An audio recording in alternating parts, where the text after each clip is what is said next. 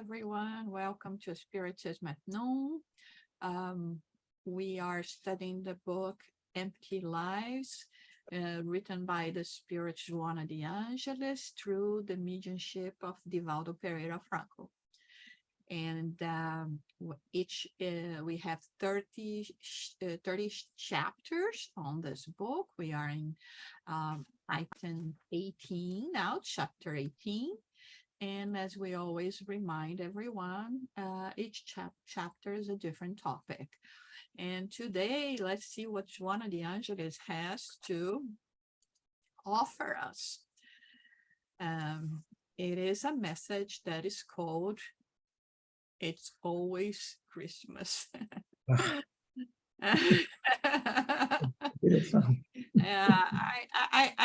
thought it was so interesting, this title, and we will see why. And I think it made all of you smile, right? The same way that it did to me. It's always Christmas because in a way, this is a word that we associate with a time of happiness, with a time where, we will be gathering with family, whether it's good or bad, whether the relationships are difficult or not. It's a time that we will deal with emotions, sometimes even emotions of, longing for those who are no longer with us and cannot be there for an important holiday or celebration. But it always, touches us emotionally a lot. In this first part of the chapter, she's going to talk about the situation, the story, or the history behind, the birth of Jesus. So I'm thinking that I'm going to read all of it, okay, as a little story. And then we stop, comment, and then in the second part is where she starts bringing things that we should be stopping more and analyzing more, okay? So it's always Christmas. Suddenly, just a second, please.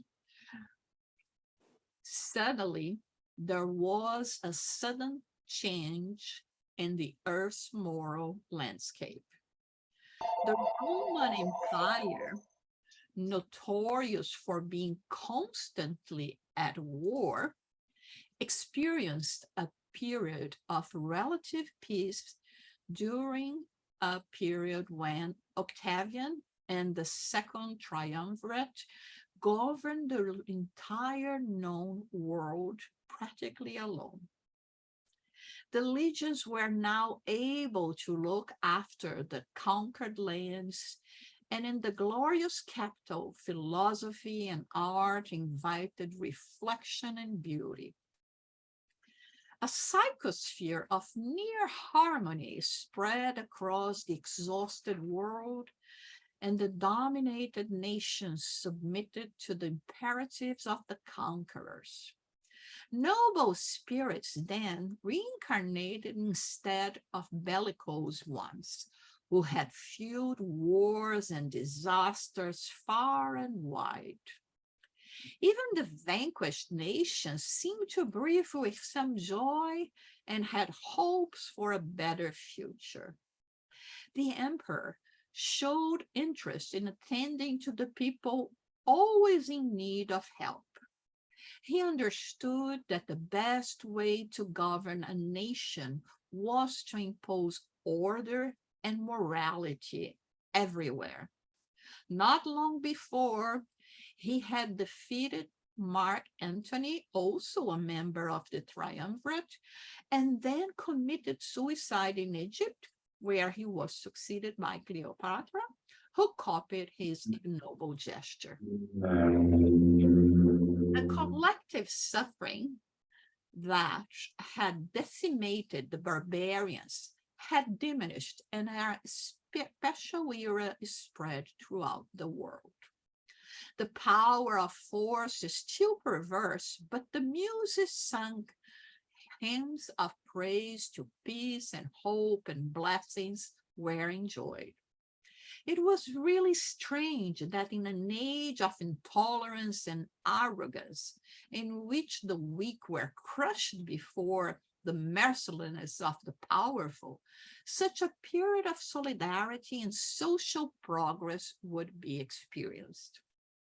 A spiritual springtime had settled over the landscapes of Rome, and as a consequence, there was a greater development of progress in the arts, commerce, and multiple human activities. There was a feeling that something extraordinary, unusual was happening, and the whole empire was breathing with relative tranquility.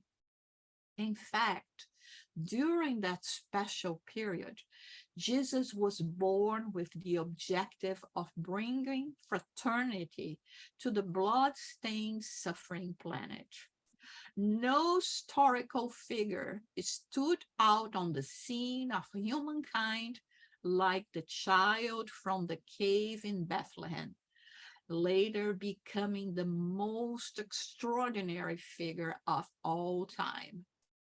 Everything was unexpected, even his birth, which went almost unnoticed on the political and sociological stage of the time, only to become known much later, had occurred exactly as the prophets of the past had said it would.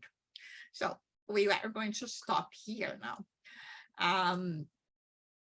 It is so beautiful the way she she puts all together and she explains, because this is one thing that really intrigues the historians when they talk about Octavian or August, the Caesar at the time. That was a completely different kind of emperor that Rome has had before and after. We all know about the tyrants, the so many different deviations that they presented sometime at once. His successor, that is Nero, and what he did to the city of Rome and the Christians. But Octavian Augustus, he was a very different kind of emperor. And even if it's hard for us to try to imagine, 2000 years ago, as the way that Joanna de Angelis describes here as being a time of, more peace and tranquility under the rule of a ruler, of an emperor that would be very worried about the morals, about, bringing a betterment for his subjects, so to say.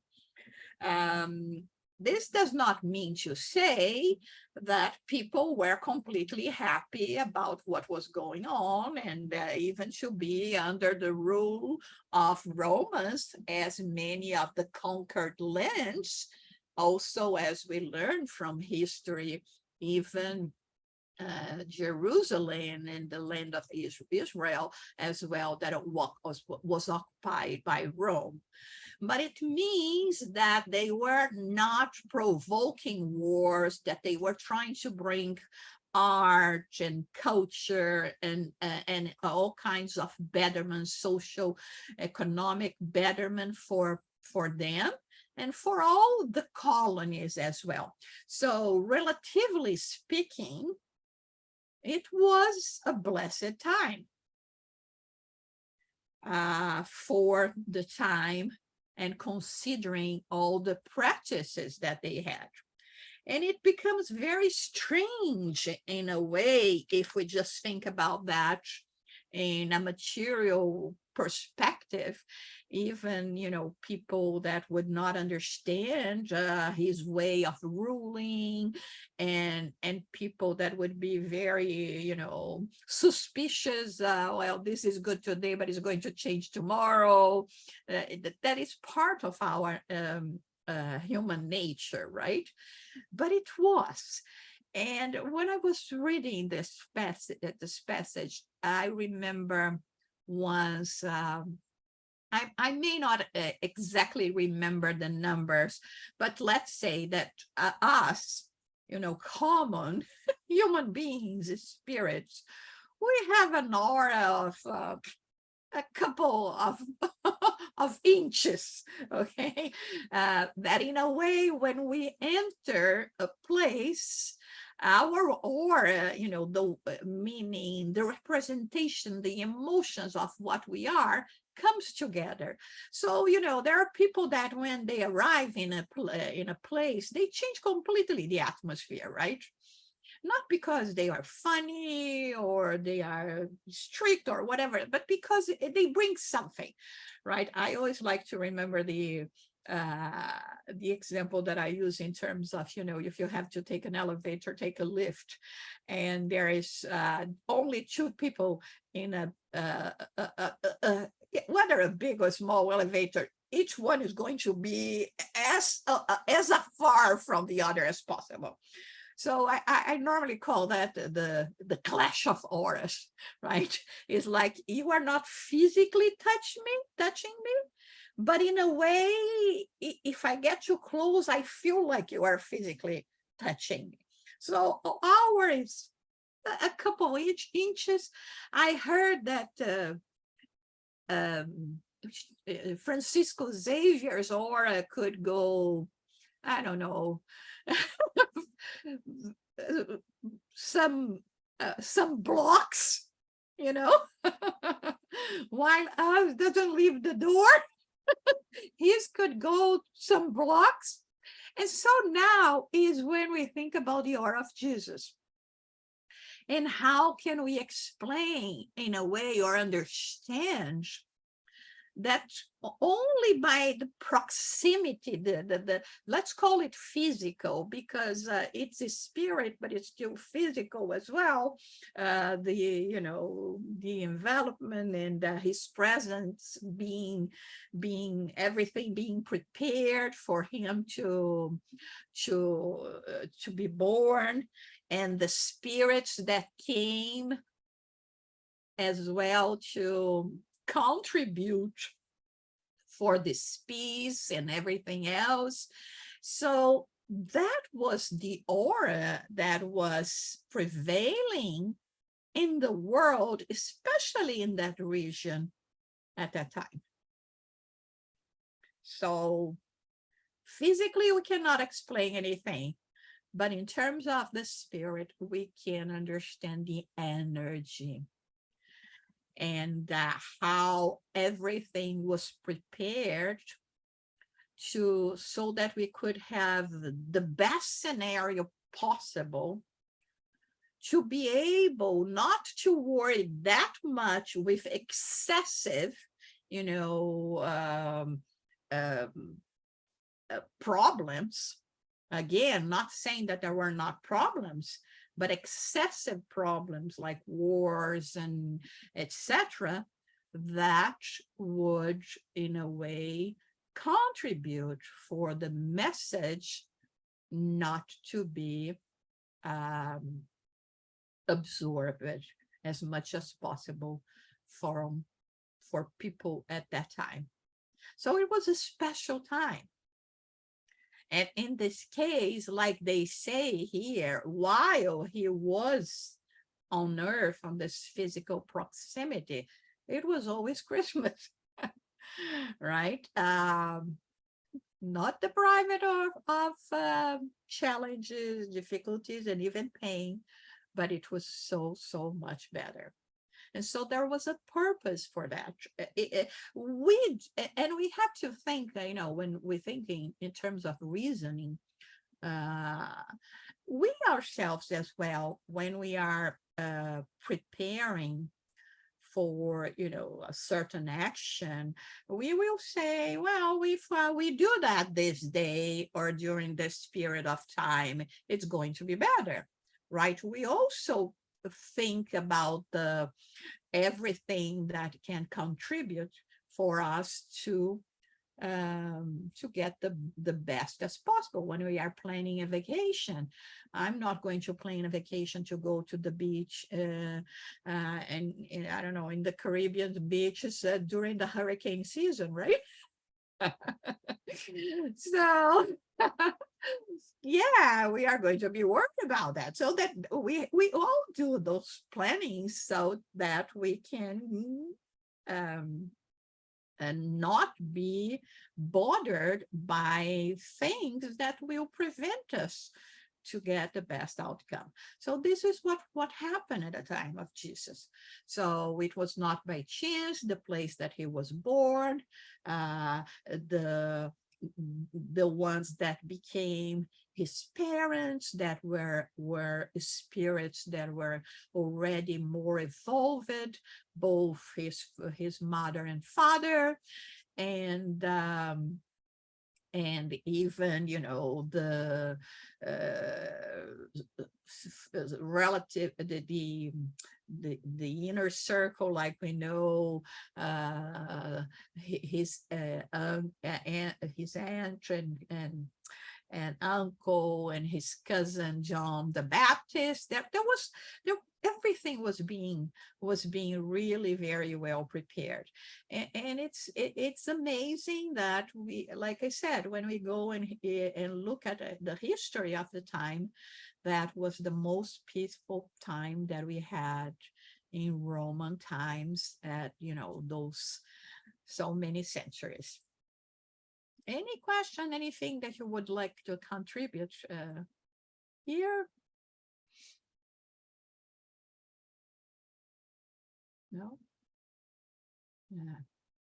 Okay, so let's continue reading. He did not come for worldly and transitory conquest, nor for a prominent position in the history of the peoples. His ministry was special like none before it. For these and other reasons, the birth of Jesus marked a new era for humanity due to its uniqueness and the special purpose for which he had taken on the human garment. And this is where we have to understand a different kind of royalty. To us, the understand of royalty is, you know, a person that is in power, that have riches and precious gems, and commands people the way they think, and want to expand their property where they can, or the lands and countries. This is more what we understand of royalty. Uh, Today we may use in other terms, the king of soccer, the king of, of baseball, the king of blizzard, but the royalty. And this is what people at that time, especially the ones that were waiting for the Messiah, according to the prophets, they were expecting what they were used to. So now I need someone that is going to be able to dominate the others, that is going to be, you know, the king of the world under the rule of the true God, especially for you know, the Hebrews that believe in the monotheism, just a single God. But as Joanna de Angelis explains here and points out here, he didn't come for that.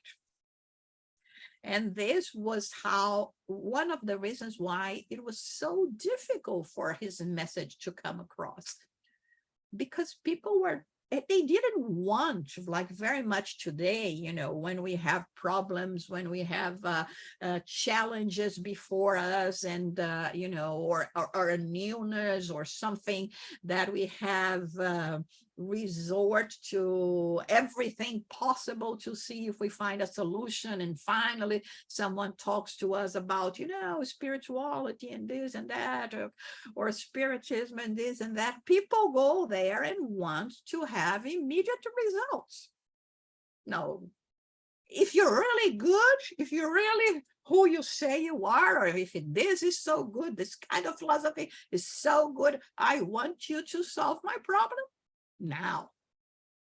So this is what people were expecting in their majority. Some were not expecting at all, although their souls, their spirits for sure were longing for better times and for answers, right? But others that were expecting, they were not expecting a peaceful ruler, or they wanted to be and come and do the conquest that they wanted them to be. So now the tables are going to turn, and now we are going to be the ones that are going to dominate. And Jesus didn't bring that. You know that. That is why she says the uniqueness of his purposes. And it's so unique that even when we think about other people, other representatives of faith, that we can think of, that had led a very holy life, so to say, they could not be like Jesus in terms of being completely dedicated to others, not caring about their own interests, and so that is what is unique. Many try to, and are still trying to, and this is what we are trying to do as well, since he is the path to truth and life. We are trying to do that, but no one really still on this earth could be as Jesus was at that time. Any question or comment? Okay, so here's where she talks about previously the chariots of the destructive wars carried conquerors to the heights of victory, only to be defeated soon thereafter by other no less violent and perverse combatants. The grand buildings of each people, which had dazzled the world until then, were turned into rubble after moments of brightness by other terrible conquerors who reduced everything to ash and desolation. The succession of terrestrial glories and miseries followed one another in the pages of history, celebrating the illusions and plots of implacable destinies. It is true that after his passage, the machines of destruction and madness continued to show death and devastation. Nevertheless, he had come to build the monument of peace in people's hearts and to forever change the concepts of life and death in such a way that his ministry has remained unsurmountable. So by the very statement that Jesus said, my kingdom is not of this world, he was trying to tell us that we're limiting our desires or our views of possession to something really small, that is planet Earth. Okay, we are heirs of the universe, children of God. So why am I going just to be, provoking war and going to conquest for a piece of land here when the universe is my destiny? But then, of course, for me to be able to come in possession of this, I have to go to a transformation. I have to understand my destiny. I have to understand the creation, and I have to look for different ways of being. So now, like it says here, Jesus was so not worried about leaving anything material that he didn't even leave anything in writing. We don't have a single phrase of Jesus in writing, written by himself. And it's interesting because the other day I was studying about Socrates. And the reason why we know about Socrates and his thoughts is because of Plato, his disciples. Because Socrates used to say that he didn't want to write anything because he didn't want that to be, to represent a limit to what we still have to learn and to discover. And sometimes, we say, no, it's written here, so it has to be this, and we just shut ourselves to progress, development, new discoveries. So he said, no, I'm not going to do that, to condense, and people think that this is it. There is no limit for the it, right? And I think when I read that and the way that Joanna de Angelis says, about building this monument of peace in our hearts, no one can destroy that when we truly have it. No one. There cannot be conquerors, or it's not going to go to crumbles like stone buildings or anything. It's here. There is this other phrase of Jesus: if someone asks you for your garment, give it. You can take that, but you cannot take my essence. You cannot take who I am and what I'm trying to become. Any comments or questions? Okay.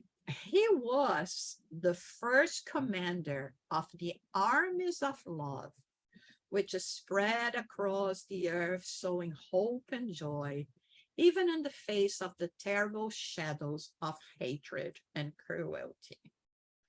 He demonstrated that love is the most powerful force in the universe because, being a manifestation of the Father, love is the soul of life and the life of the being. I wanted to make a stop here because now that I was reading that, the author of this text is the Spirit Joanna de Angelis, who at the time of Jesus were known as Joanna of Cusa, the wife of Cusa. And a man that worked for the Roman Empire, and so she had some possessions, and she wanted to follow Jesus, but Jesus told her, you can follow me at distance, but now you have a duty in relation to your husband, and then children that would come. But she was always a follower of Jesus, a contributor, contributing with monetary resources that she possessed to help feed the community, the disciples, etc. And once her husband died, and she started being more participant in the Christian community at the time, and she was captured with her son as well, and they were taken to the circus to be burned at stake. And there was a Roman soldier that came to her, and at that moment the son, that was still young, was telling his mom to renounce Jesus, not to let them burn, and etc. And Joanna de Angelis was, at this time, Joanna of Cusa was very faithful to Jesus and said no.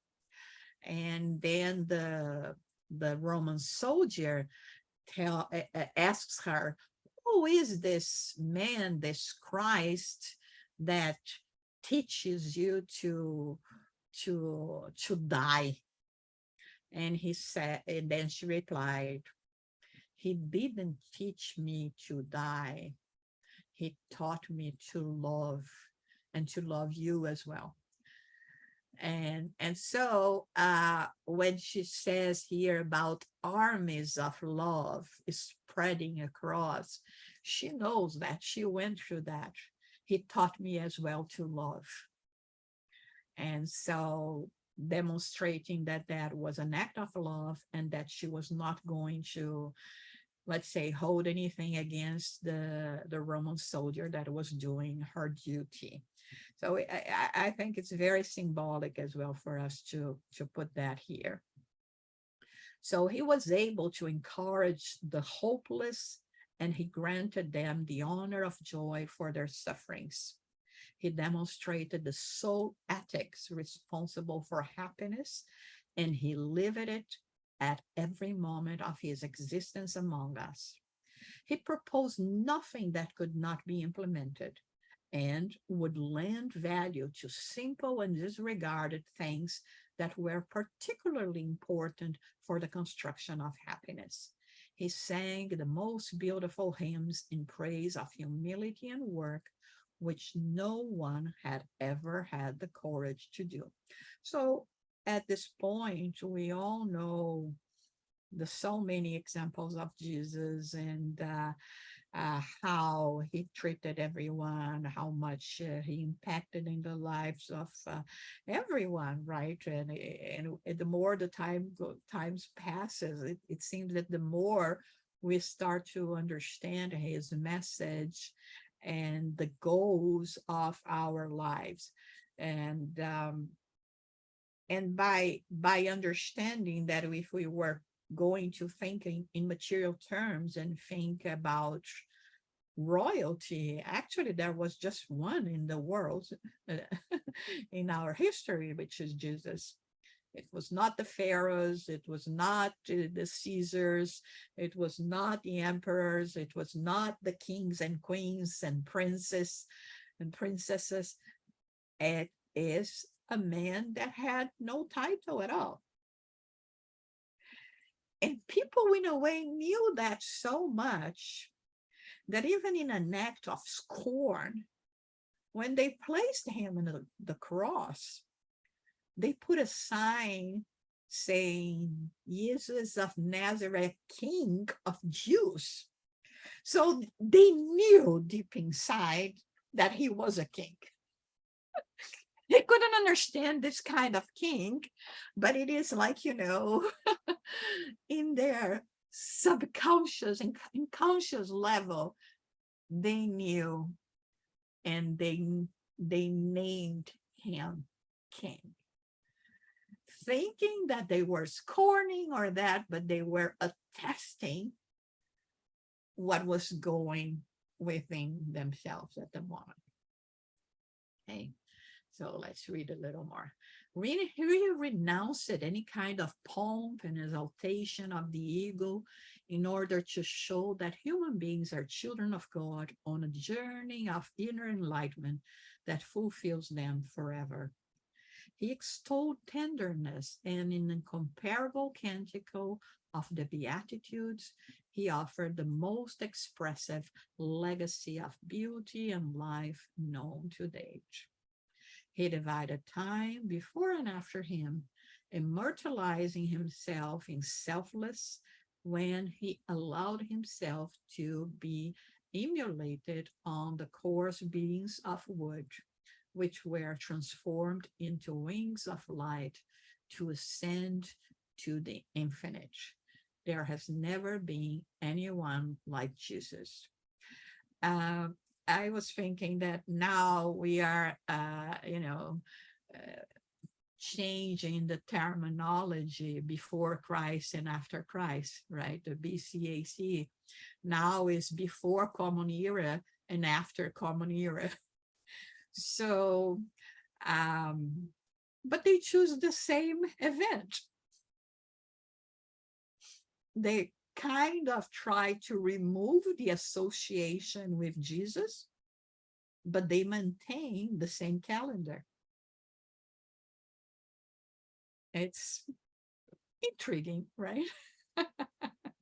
So, okay, you wanted to be more politically correct and say before Common Era? What do you understand about Common Era? But Common Era started just with Jesus. Okay.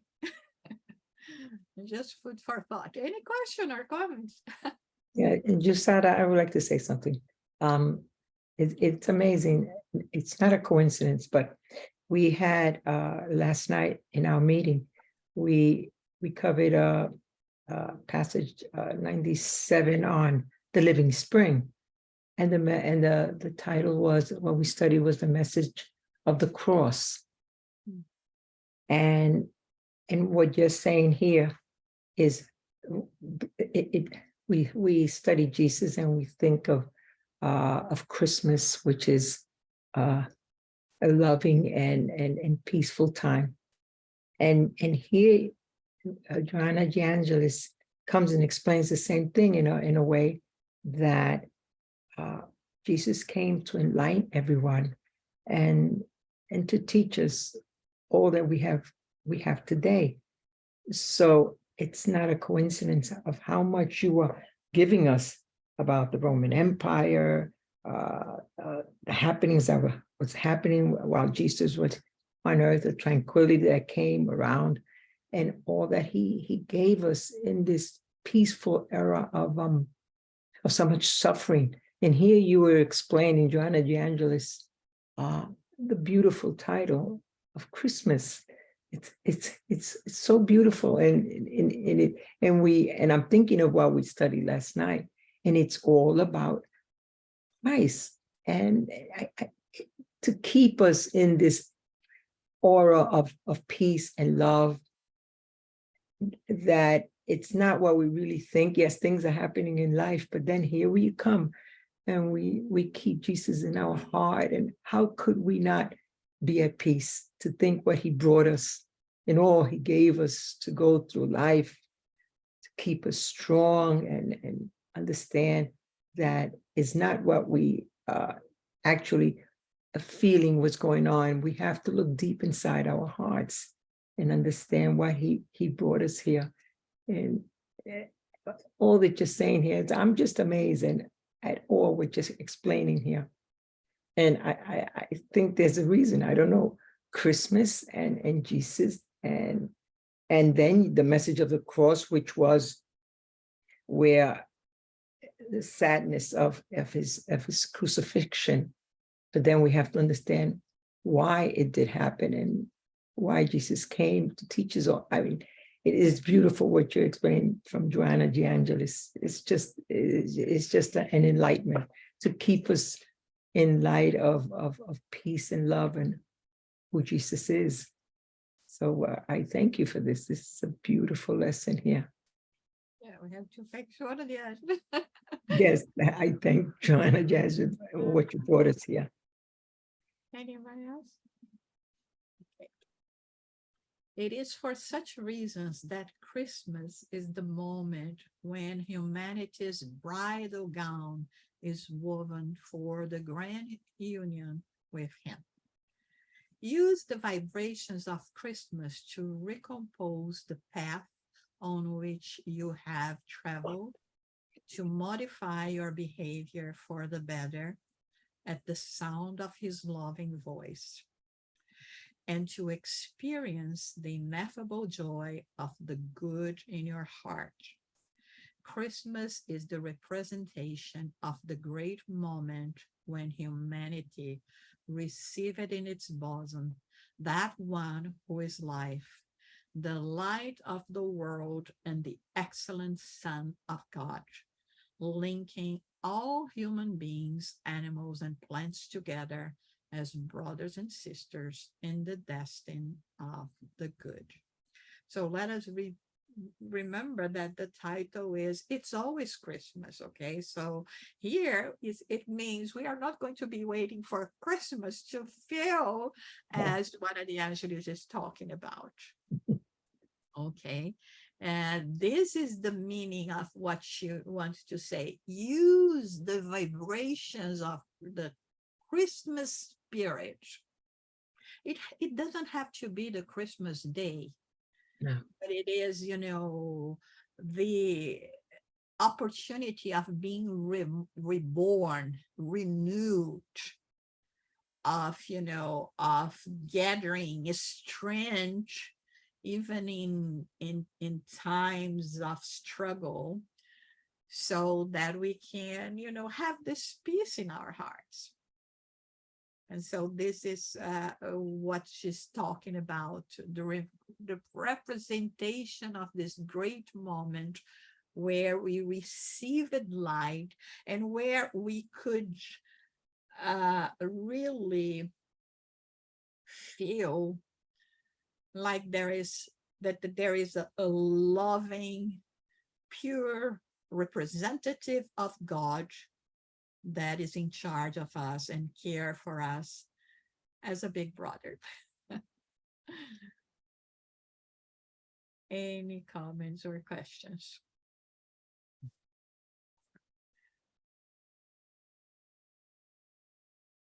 That's a beautiful lesson, right?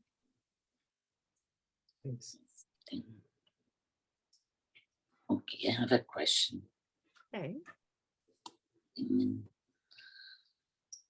I know nowadays the humanity is so difficult and strange times.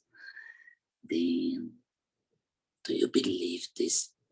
The transformation in good depends each one of us, or any possibility to have as a gift another soul as Jesus to come and help us for this kind of transformation the humanity need in this time. Well, for starters, right, Really? we have to think that he never left. Right? He came physically, but he never left. And he's here before us, right? So that's one thing that we have to think about. But it is, we don't have what we know, that the spirits are talking, even the spirit of Joanna de Angelis, Manuel Filomeno de Miranda, in the books that we have already, translated into English, that talks about, new era and all of those, it's like 4 books, right? A sequence of 4 books. And that the level of spirits, they are reincarnating on Earth for quite some time. It's not just recent, okay? Because we have to send the ones that are going to be able to, to work the soil, then the ones that will have the seeds, then the one that knows or have the expertise to take care of the growth, the ones that will be able to deal with the fruit and pick up the fruits at the right time. So it's a succession of things. Like even here, when we read at this message saying that, there were that this was a very extraordinary time. It didn't happen in 1, 2, 3 years. We are talking here, I don't know, 30, 45, 50 years at least in the making for this situation to come to place and finally have a bit more of peace according to the times in that region. So I think I have no idea whether there will be a physical Christ again, but I think that for the time being, for the next, at least, I don't know, maybe 5 centuries, my guess, okay? We are still in the time of preparation, the owner of the land doesn't need to come presently to do anything. But it's not leaving us without the proper guidance to work the field well. Okay, so we have the proper guidance, and according to what they say, it's coming each time more. Those spirits that can make a difference.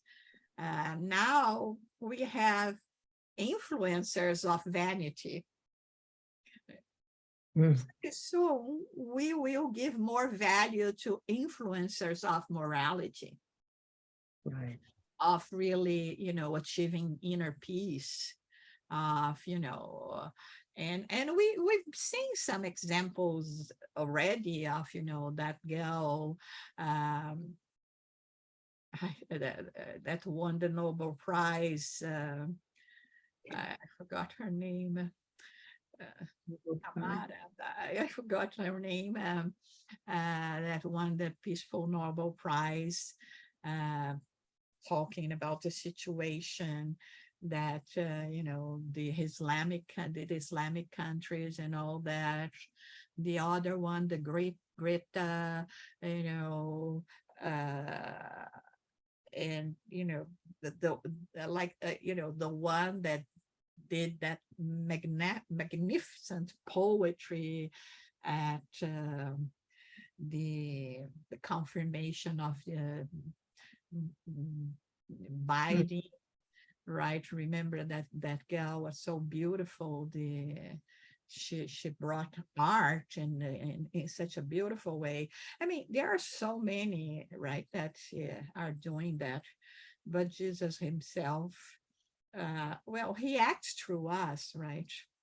And so,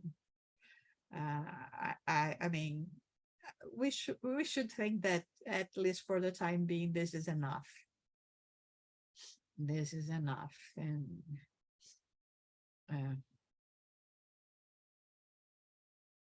Yes.